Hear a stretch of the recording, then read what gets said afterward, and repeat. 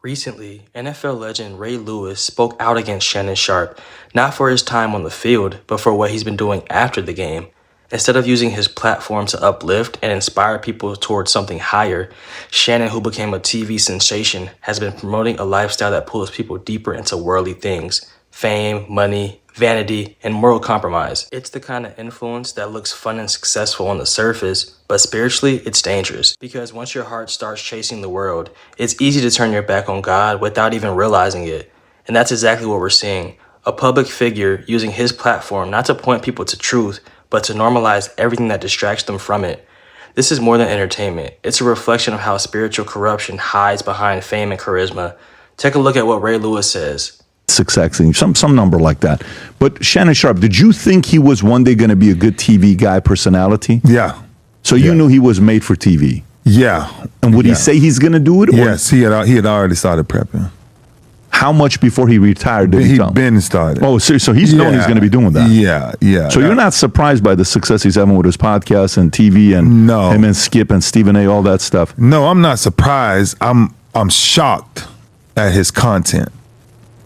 I wouldn't, in a million years, the things that Shannon has said now or did now, I would never believe that Shannon will say or do any of this. Like what? Simply, I take drinking. Shannon, in my entire career, I've never saw Shannon with a drink. Ever. Like it was against the law, right? Because he had some stuff in his family that he didn't want to follow that. And then so I kind of started to watch him, and then we kind of went our own separate ways because I'm like, you're going to take that route. I can't go that route. Never can go that route. And that route is to become so worldly that you become popular because you're talking about ignorance, right? A lot of times, a lot of these gossip conversations that they're having and bringing up all this stuff, I'm not going to do that to nobody. I'm not in the business for that. I'm in life to try to teach people what does it mean to be a better man or get back to the kingdom, And a lot of times, a lot of the guys get in trouble with these podcasts and things, man, because everybody wants the follower, everybody wants to be popular, everybody wants to make money, but that's a tight rope into what you call influence and popularity. Right? The devil has the ability to make you popular. God has the ability to give you influence that when people see you, they see an image of him. Mm-hmm. And that's the thing for me that started to switch with not just Shannon, but just a couple of people. I'm like, wow, you would switch out like that? Really?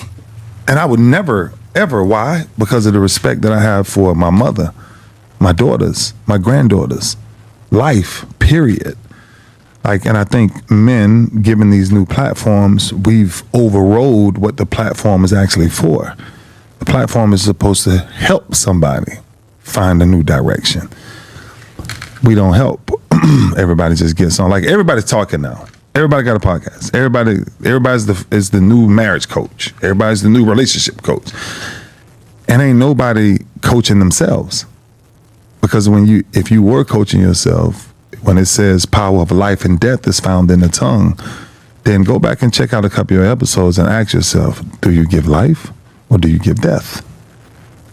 And that's why, me personally, I kind of do my own thing, stay in my own lane. Yeah. When you saw I'm sure you saw this incident, OnlyFans, the 19-year-old girl, 50 million, ESPN, all this stuff that happened. Did you and him at all speak? Did you reach out? Did he reach out to you for counsel or? No. I didn't.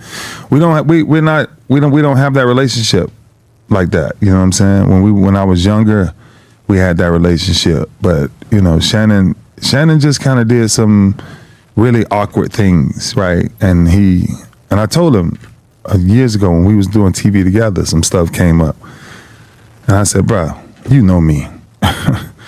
I'm the last one to get in anything, bro. But for you to do that." Yeah, I wouldn't trust you again. Period. Because that's a brother don't do the stuff he done. You know what I'm saying? No brother does that to a brother. And you always looking out for each other. So that's why me and him ain't even spoke. And what was funny was when this podcast got ready, when he got ready to do this podcast, the first person he called was me. It's the first person he called. I never forget, I was sitting in Dallas. My son had just passed from overdose.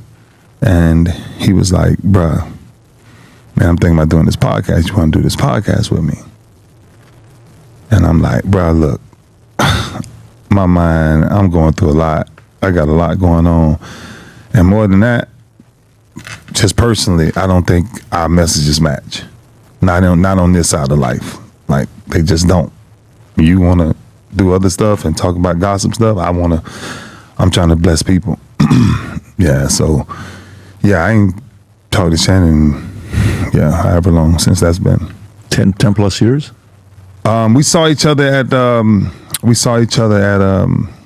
Bullies, where we was filming Baltimore Bullies, and we saw each other and we spoke, but cordial. Yeah, come on, I don't care who you are. I forgive my enemies. I pray for my enemies. His name is in my Bible.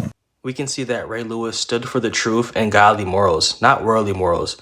While Shannon decided to drift away from truth, his teammate Ray Lewis decided to look toward God. At the end of the day, this isn't just about Shannon Sharpe or what he's promoting. It's about what happens when success becomes a substitute for faith. The world will celebrate you when you feed its agenda, but it will forget you the moment you start standing for truth. That's why we have to be careful who we follow and what we celebrate. Not every platform is a blessing, and not every light comes from God. The devil can make you popular, but it'll cost you your peace, your purpose, and maybe even your soul. Real success isn't being known by the world, it's being known by God. And that's the kind of legacy that lasts forever. God bless.